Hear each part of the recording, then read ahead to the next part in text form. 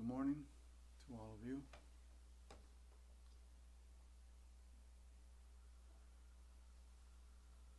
And for those few who are here for the first time,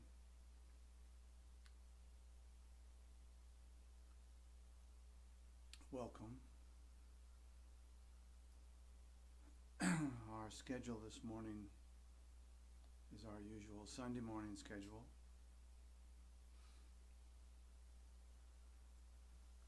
Now a period of meditation for a little less than an hour, and then a break, and then an open discussion or conversation.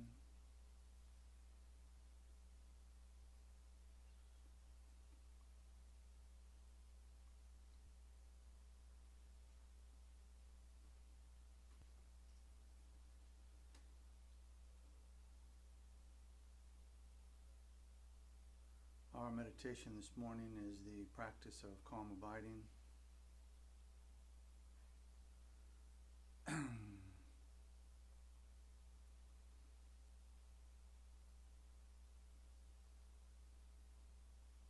So we could discuss the benefits of calm abiding in terms of our overall meditation practice, in terms of our lives in general, aside from the meditation practice. But the single most important thing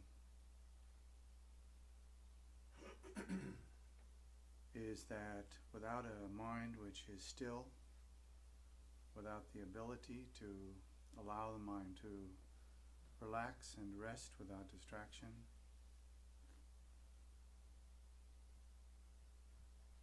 there's really no hope of accomplishing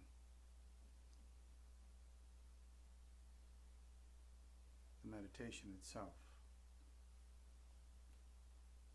So it is of great importance to engage in the practice of calm abiding. Any one of the various traditions of that meditation. What matters is that we engage in it regularly and develop the skill, not of forcing the mind to relax and rest, but rather of getting out of the way and allowing it to settle naturally.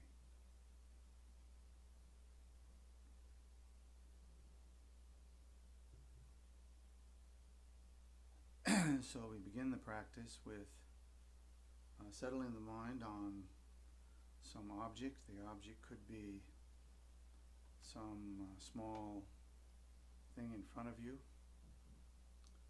simple matter of pebble or leaf, flower.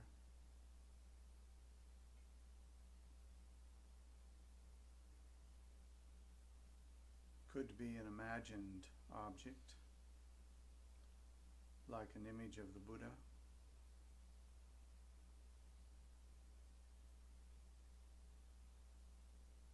An image of a cup and a saucer.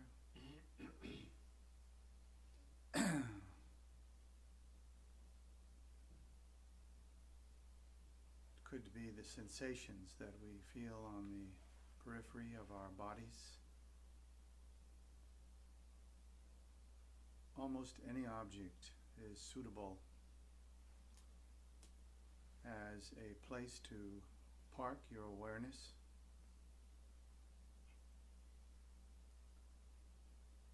and relax.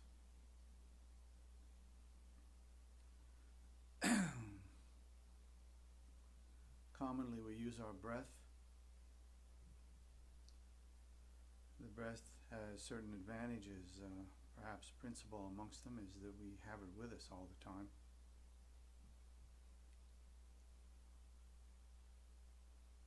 Therefore, if we develop the habit of resting our awareness on the movement of the breath,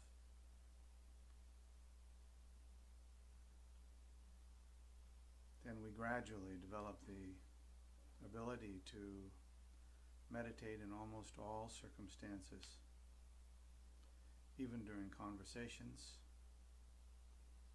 there's always space to follow one breath.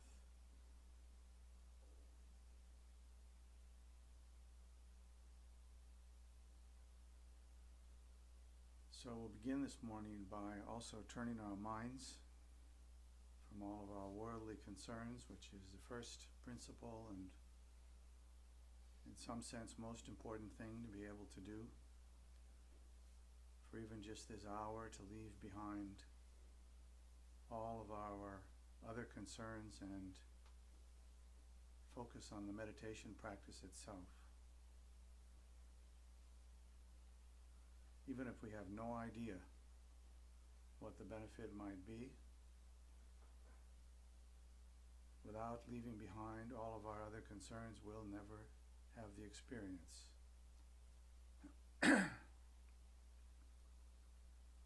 Turning our minds away from all of its usual distractions is very difficult.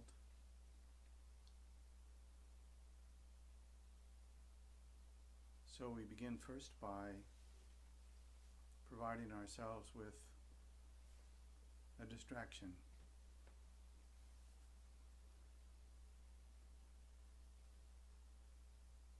We can imagine in front of ourselves a small statue of a Buddha, sitting on a lotus with a flat disc under his body. He's sitting on that flat disc. Just that much we can imagine at arm's length in front of us. And placing our awareness on that, we have a place to rest the awareness.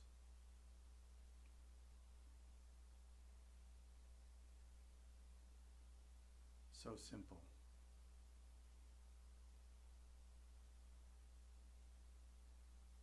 Since the Buddha provides us with that place to rest the awareness, it's also helpful to understand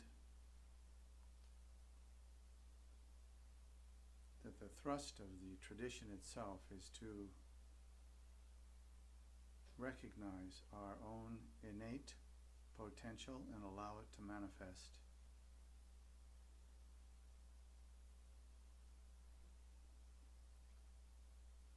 So we think to ourselves that we are turning away from all of our worldly concerns and placing our reliance upon this innate potential and the practices that make it possible to liberate that potential.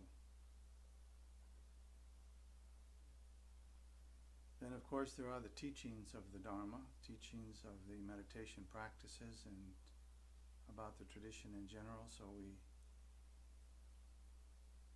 also think that we're taking refuge in those teachings.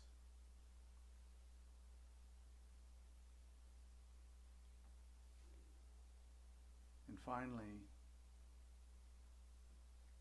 if we were the only ones who engaged in these practices, we would have no hope of accomplishing them. We would never even have heard of them.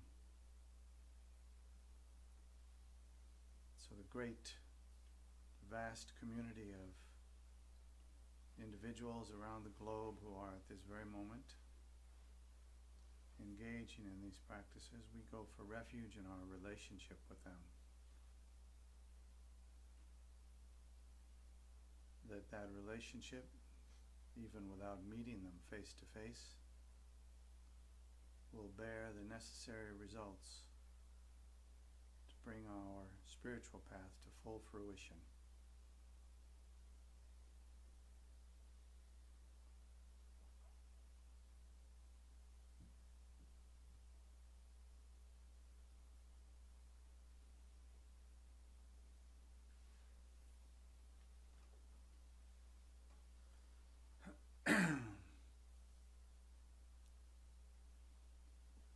So we'll begin then by reciting the liturgy that contains these elements for us 3 times together.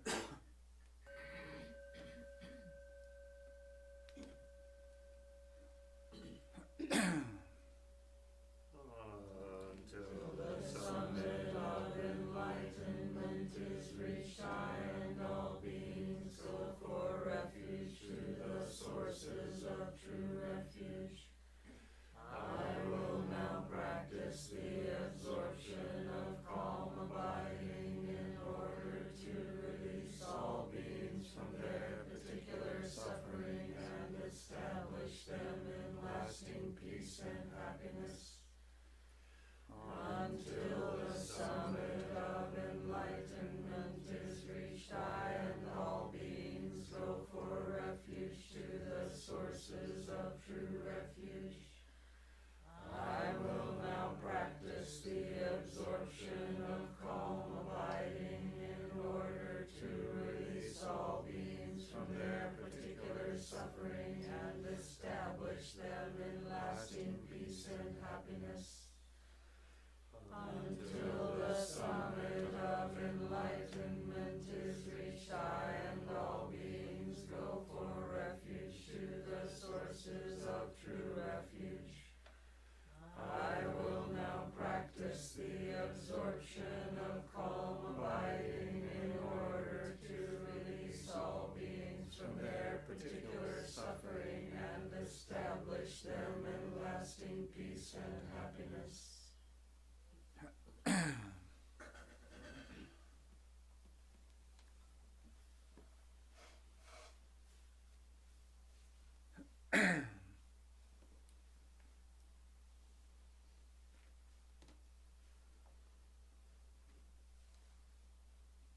Following the short refuge prayer and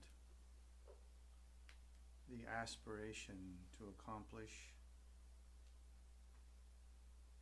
the promised fruit of this meditation tradition, we then engage in the meditation.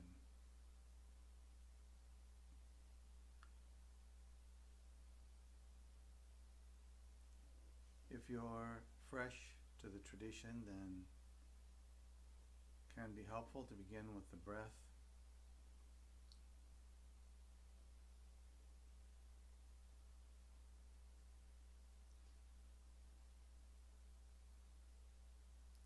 And the method for that is just simply to bring one's awareness to the experience of breathing,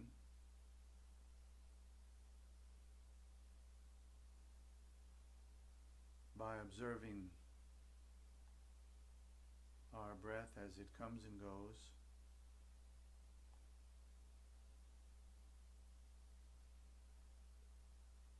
observing the inhalation, the sensations of expanding the abdomen,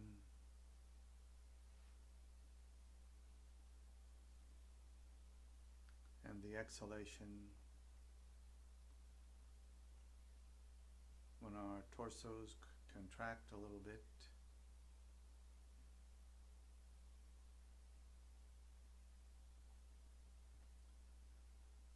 It's a simple practice in the sense that it's easy to understand what we need to do.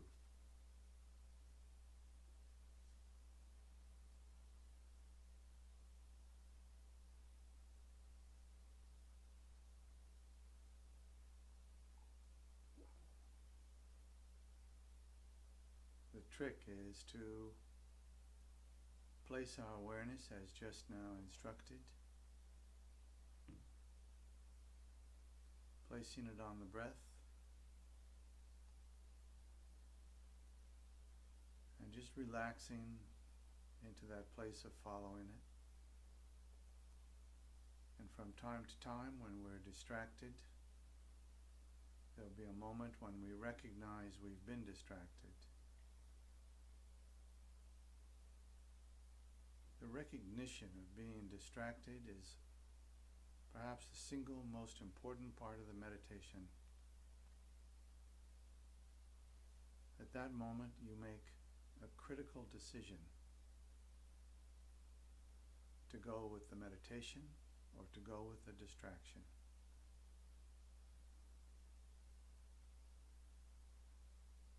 If you go with the meditation, you are planting the seed of successful meditation practice, no matter how many times you need to plant that seed in any given session. If you always come back to the meditation, then your meditation is excellent. If you follow the distraction, no matter how appealing, no matter how compelling, the habit developed will work against accomplishing the meditation. So with that in mind,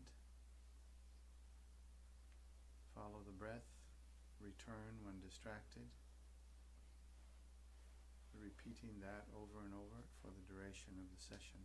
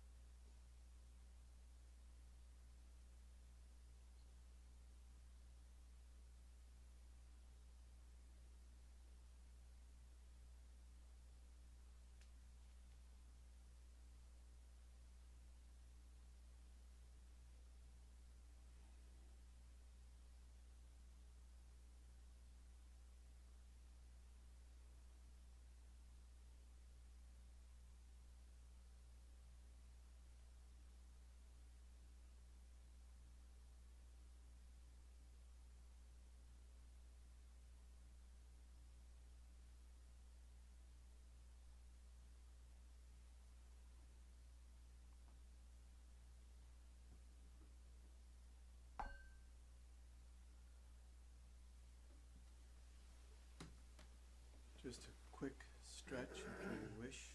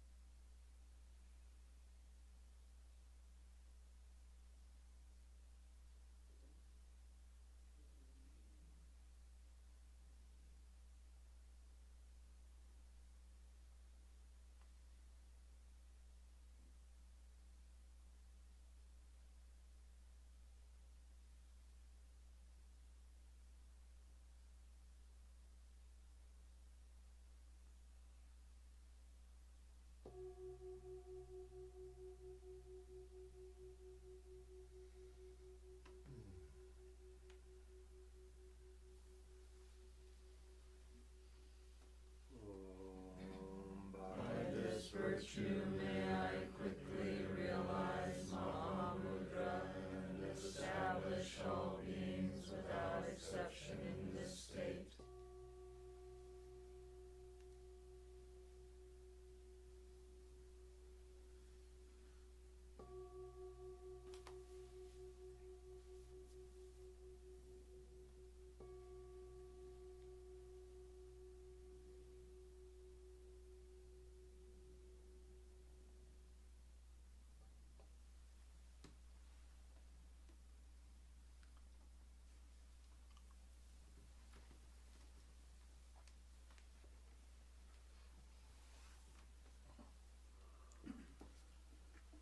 So we have a little break coming now, and a couple of announcements. Ready? I think so.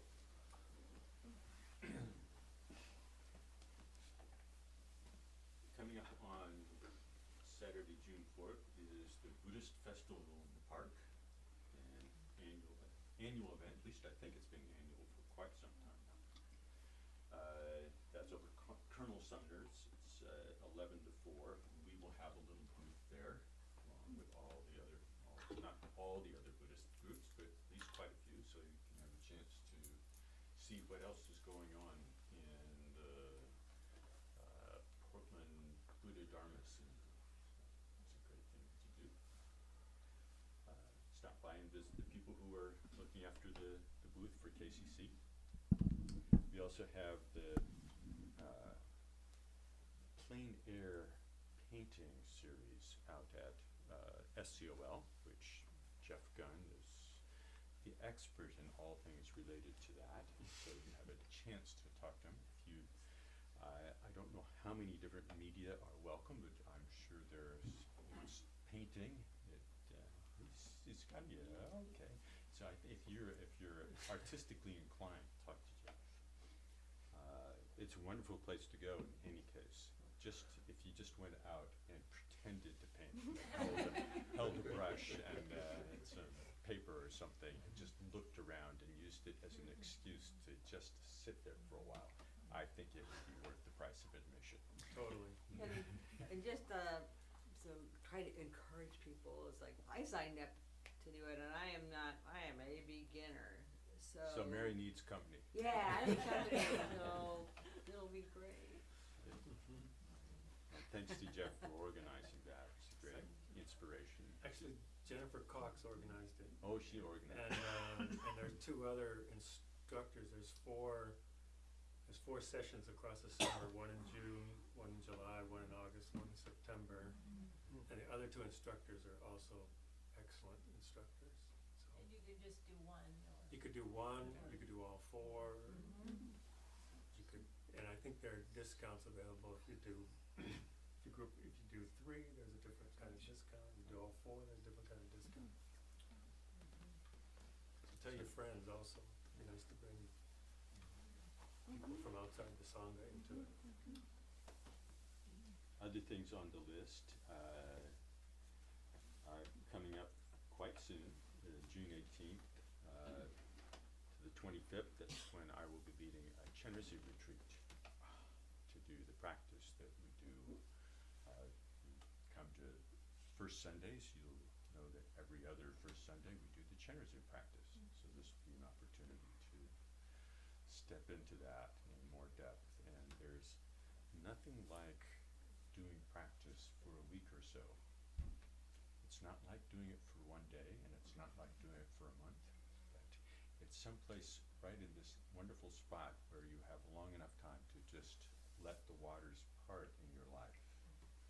And the encouragement that Michael gave to us at the beginning of the session to let our concerns slip away for at least for the session. You can have an opportunity to see what it's like to relax with those things and then attend to the cultivation of insight and compassion. If you have more questions about that, please talk to me. We have another week-long retreat, so the same general comment applies. Discovering Awareness with Eric Tribblehorn. That's August 20th to 28th. And that's more just basically straight up meditation. It's discovering awareness, relaxing in the solace of the three solitudes. Solitude of body, speech, and mind. So that's going to be a very nice opportunity. And for these retreats, there are scholarships available. There are also anybody who wishes to make practice possible for others, please donate. And if you are actually looking and saying, well, I'd love to go except for the financial side of it, it's your job to actually ask. The scholar and the scholarship have to come together. So you actually have to say, yes, I'll go ahead and ask. So please avail yourself of scholarships.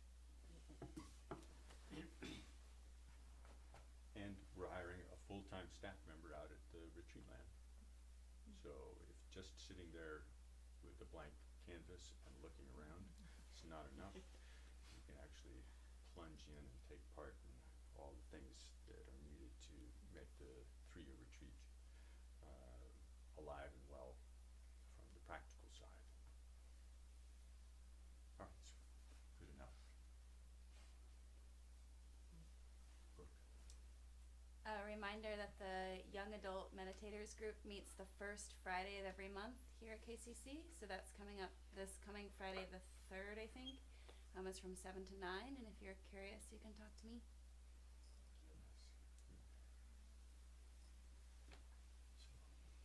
Please avail yourself of the tea fixings in the back of the kitchen, the restrooms, upstairs, downstairs, also in the other side of the back of the kitchen. And feel free to introduce yourselves to each other. And for those who are here for the first time, this is Michael Conklin. I'm Bill Spencer. Here's Dora DeCourcy. If you want to come up and say hello, please do. Whether you're new or old.